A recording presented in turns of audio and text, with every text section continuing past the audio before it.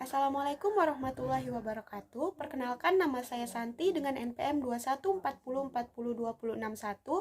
Di sini saya akan menjelaskan tentang sejarah perkembangan ekonomi Indonesia pada masa pemerintahan Orde Lama.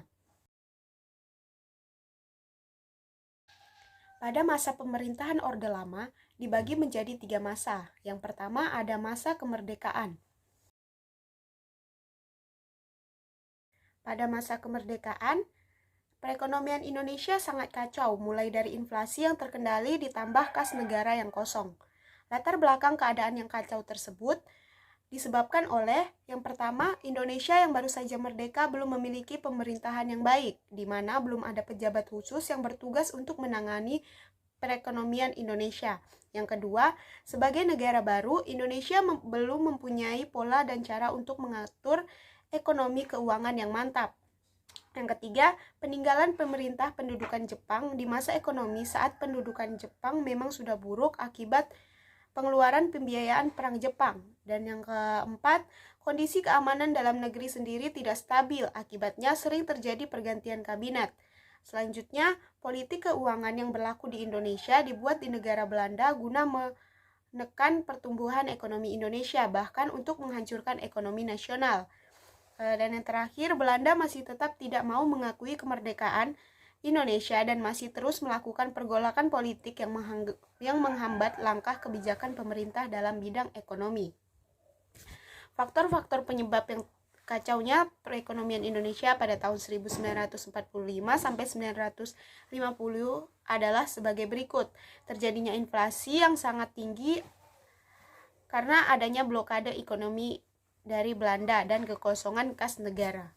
Usaha-usaha yang dilakukan untuk mengatasi kesulitan ekonomi yaitu antara lain melakukan program pinjaman nasional, upaya menembus blokade, konferensi ekonomi Februari 1946 dengan tujuan untuk memperoleh kesepakatan yang bulat dalam menanggulangi masalah-masalah ekonomi yang mendesak, yaitu masalah produksi dan distribusi makanan, masalah sandang, serta status dan administrasi perkebunan, pembentukan planning board, dan Kasimo Plan yang intinya mengenai usaha swambedea pangan dengan beberapa petunjuk pelaksanaan yang praktis.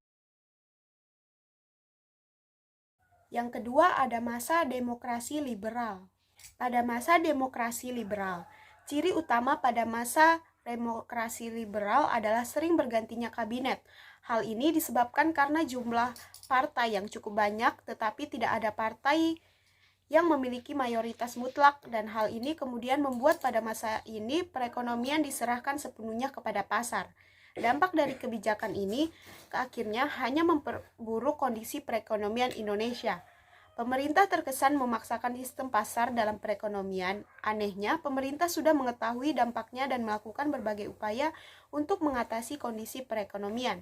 Usaha-usaha tersebut adalah melalui pemotongan nilai uang, melanjutkan program benteng, dan memutuskan hasil komprehensi meja bundar atau KMB.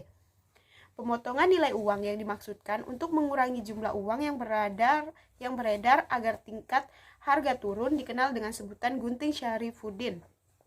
Pemerintah juga melanjutkan program benteng atau kabinet natsir dengan maksud untuk menumbuhkan wira swasta pribumi agar bisa berpartisipasi dalam perkembangan ekonomi nasional dan pembatasan sepihak atas hasil-hasil KMB, termasuk pembubaran Uni Indonesia Belanda.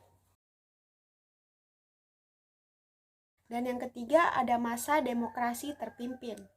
Pada masa demokrasi terpimpin, sebagai akibat dari dekret Presiden 5 Juli 1959, maka Indonesia menjalankan sistem demokrasi terpimpin dan struktur ekonomi Indonesia menjurus pada sistem etatisme atau segala-galanya diatur oleh pemerintah. Dengan sistem ini diharapkan akan membawa pada kemakmuran bersama dan persamaan dalam sosial, politik, dan ekonomi. Akan tetapi, kebijakan-kebijakan ekonomi yang diambil pemerintah di masa ini belum mampu memperbaiki keadaan ekonomi Indonesia. Antara lain, yang pertama, devaluasi yang diumumkan pada 25 Agustus 1959 menurunkan nilai uang sebagai berikut.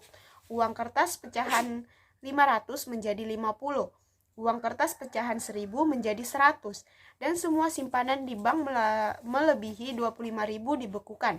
Yang kedua, pembentukan deklarasi ekonomi atau DEKON untuk mencapai tahap ekonomi sosialis Indonesia dengan cara terpimpin.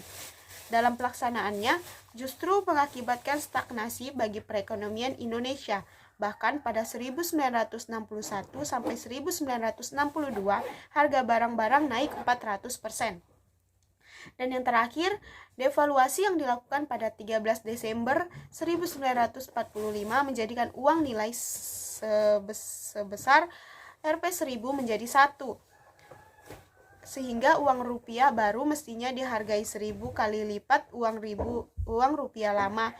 Tapi di masyarakat, uang rupiah baru hanya dihargai 10 kali lipat lebih tinggi. Maka tindakan pemerintah untuk menekan angka inflasi ini malah meningkatkan angka inflasi.